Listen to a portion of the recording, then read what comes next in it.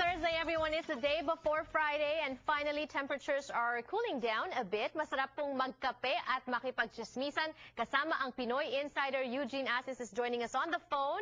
Gumising ng maaga para sa ating lahat. Good morning to you, Eugene, all the way to Manila.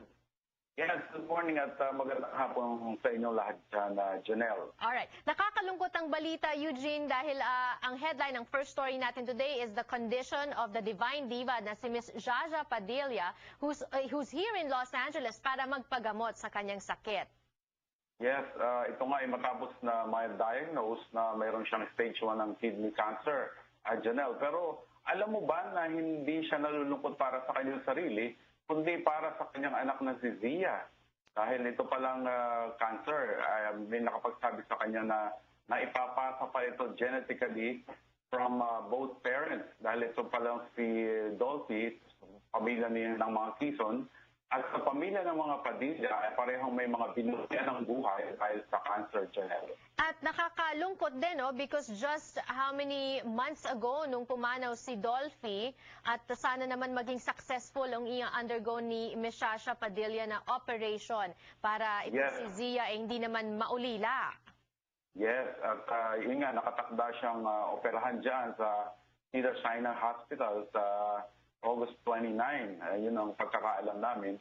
At sana nga ay maging matagumpayan dahil talagang nalulungkot ang kanyang mga kasamahan dito, Janelle. Alright, kamusta naman ang pagtanggap ng mga showbiz world dito sa sitwasyon ni Claudine Barreto na walang papupuntahan at walang babalikan? Yes, medyo nakakalungkot din dahil matapos ang kanyang kontrata sa GMA7 ay hindi na siya binigyan ng another contract. Kahit na nitong nakaraang linggo ay gumawa naman siya ng isang episode sa Untold Stories ng TV5, pero nilinaw ng entertainment head ng TV5 na si Mr. Percy Intalan na wala silang long-term plan for Claudine o wala silang balak na papirmahin ito ng kontrata sa kanila. At wala naman siyang babalikan sa ABS-CBN sa ngayon dahil sa pagkakaalam namin ay medyo may tampo pa rin sa kanya o galit pa rin sa kanya ang Star Magic patriarch na si Mr. Johnny Manano, si Mr. M. Bakit ba sila nagkatampuhan ni Mr. M? Well, kasi kung natatandaan natin, itong si Angelica Panganiban ang na-involve dito sa usapin ito dahil kung natatandaan natin ay na-chismis si Claudine with the best friend of Derek Ramsey nung sila pa ni Angelica. Yes, at dahil nga doon, nag-away-away sila at pinanigan itong si Mr. M, itong si Angelica. Alright, speaking of Angelica, she's also part of our story sa ating Love Stories section. Pag-usapan muna natin, Eugene, itong si Sarah Geronimo na ilang linggo na nating pinag-uusapan siya at ang naudlot ba na pag-iibigan with Gerald Anderson. At mukhang ngayon, hindi naman pala siya pinabawalan ng nanay niyang mag-boyfriend. Meron lang ibang gusto para sa kanya, si Mommy Divine. Oo, ito ang chismis na nakuha natin. Ito pa lang si Mommy Divine ay may iba talagang gusto para sa kanyang anak. Dahil ito ang anak ni Gob Elray Villafuerte ng Camarines Sur ay mukhang nagkakagusto kay Sarah. Actually, noong pa ito nababalitaan, pero mukhang lumalakas ang chismis ngayon dahil ito nga na-chismis na nag-text itong si Gob mismo kay Mommy Divine at tinatanong kung talagang wala na si Sarah o si Gerald Anderson or talagang walang nangyaring kumbaga relationship dun sa dalawa. At sinabi naman ni Mommy Divine na talagang wala na. So natuwa ang si Gob para sa kanyang anak na balita namin ay kakandidato naman ngayon bilang gobernador ng Camarines Sur, Janelle. Ayan, nako, si Mommy Divine, matchmaker na rin. Although I know Governor Elray, very good guy din naman, comes from a good family, has a good family. They also support kasi Gawad Kalinga. So kung ano man mapili ni Sarah, good luck na lang sa kanya. Yes. Alright, John Lloyd Cruz and Angelica Panganiban, meron daw A Perfect Sunday, Part 2. May second wave na nitong A Perfect Sunday photo. Pero this time, si John Lloyd naman ang nag-post nito sa Twitter.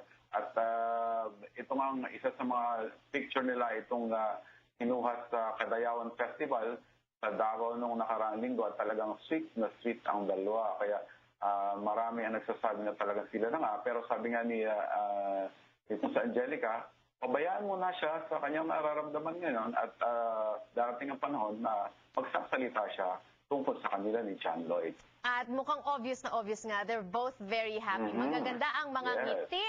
Eugene, pag-usapan naman natin yung mga heartbroken na ang ginagawa pala, you know, relationships when they fail, it's so difficult to cope, no? But some of our stars in the Philippines have a different coping mechanism or technique. Oh, yeah.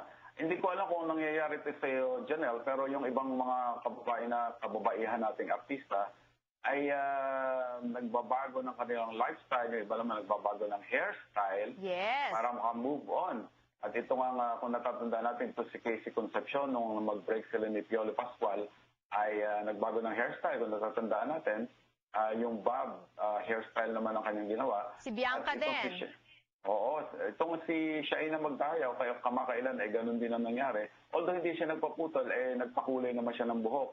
Ito naman si ang beauty queen na turned actress na si Bianca Manalo with John Pratt, nung mag-break sila, ay nagbago rin ng hairstyle. Si Charisse, nagbago rin ng hairstyle. Love life din ba yun? Yeah.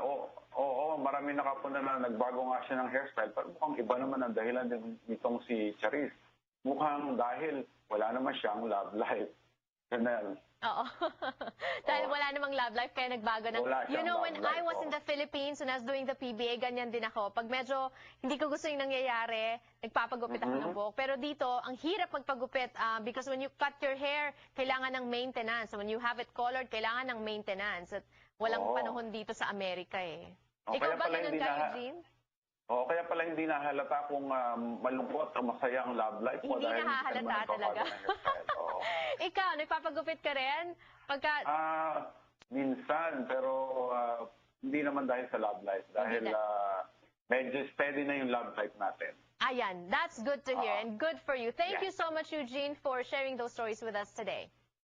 Maraming salamat, Janelle, at sa inyong mga tagapanood dyan sa Kabubayan, LA. Eugene Aces is the editor-in-chief of Pinoy Insider, the only 100% colored newspaper here in the U.S. at talaga namang 100% Philippine entertainment din po. That's the website on the screen if you want more stories. And we have more features for you from Kababayan LA when we return. Don't go away.